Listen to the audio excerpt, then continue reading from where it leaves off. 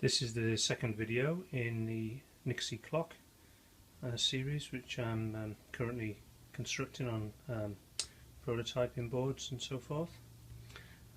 This video will concentrate on the Nixie driver board to the left and the Micromite control board to the right. If we just have a look at the Nixie driver board,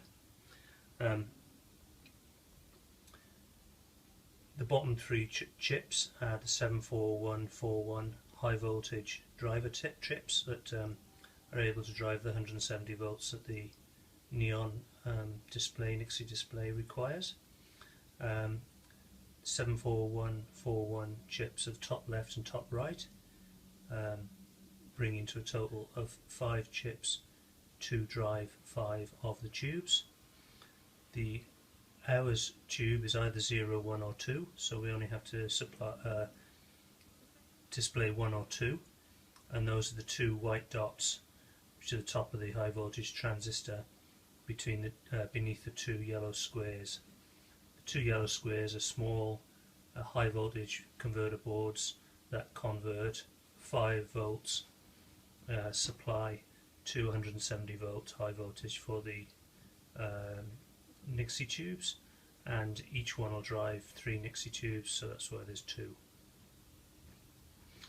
The 3 chips in the middle of the board are the I2C bus to parallel the 8574, which I'm also using for my seconds indicator, which I've covered in the previous video. At the top of the picture is the cable coming in, which has plus and minus 5 volts and I2C clock and data, and the orange and white cable is another 5 volt supply, which supplies the high voltage converters.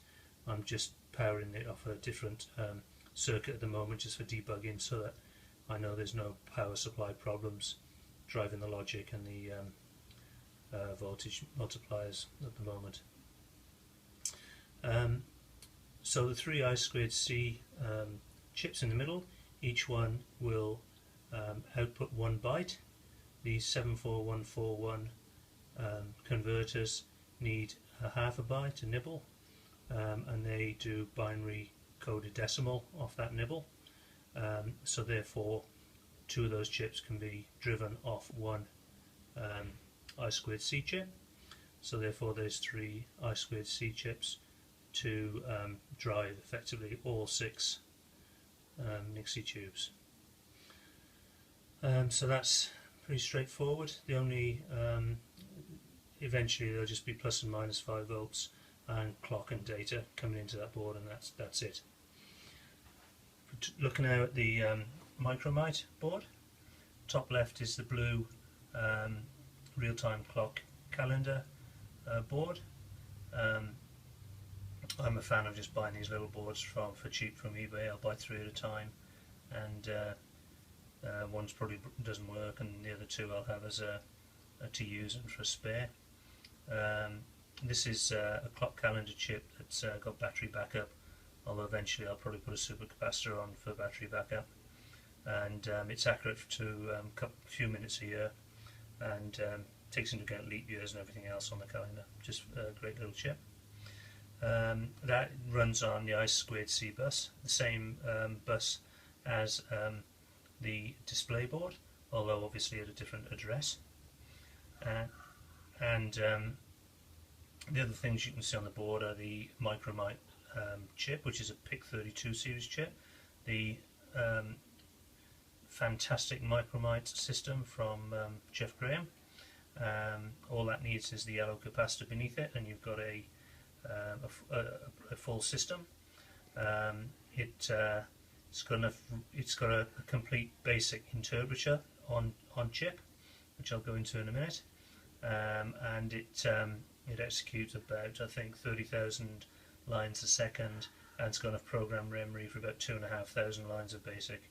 The basic is specially written for these sort of applications, and it has lots of functions built in for reading temperature chips, driving LCD displays, and particularly good, it'll drive big format, colour, touch sensitive LCD displays as well, just native to all of its commands. Just fantastic system. Very little else on the board at the moment. I will be hanging a lot more stuff off it, such as temperature sensors, humidity sensors, an LCD will plug in bottom right, and there'll be a microwave movement detector, so that the Nixie display is only turned on when people are nearby, and there'll be rotary encoder switch for setting the time, and so on and so forth. All of these things are very easily dealt with by the Micromite system. Not much more to say about that board, I think. This plug here is the programming plug from the computer, from the PC, and that's just a cheap USB to serial adapter, and there's a couple of pins reserved on the PIC for that, so you've got real-time communication back and forth from the Micromite to the computer terminal. So far, the real-time clock, the 60 neon seconds display, and the 6-digit Nixie tube display is taking a total of 2 pins of the Micromite on the I2C bus. Let's just have a look how the Micromite works. All of the I2C logic, all of the timekeeping, and everything you've seen to drive the display, which I'll turn on in a minute, is done with this code.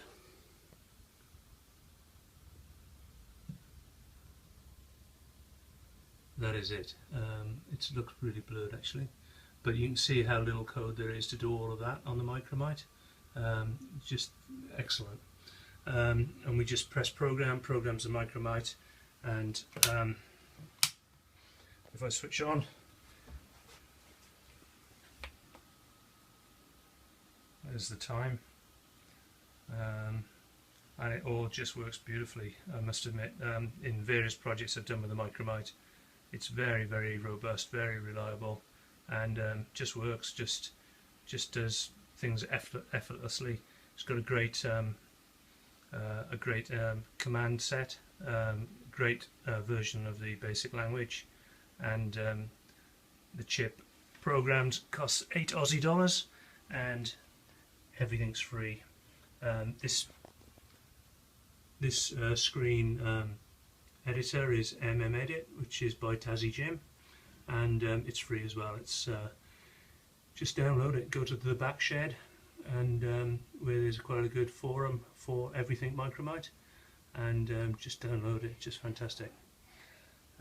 So that's it for the simple Nixie clock. Can't imagine it can be done a lot simpler than that, but anyway, that's all for now.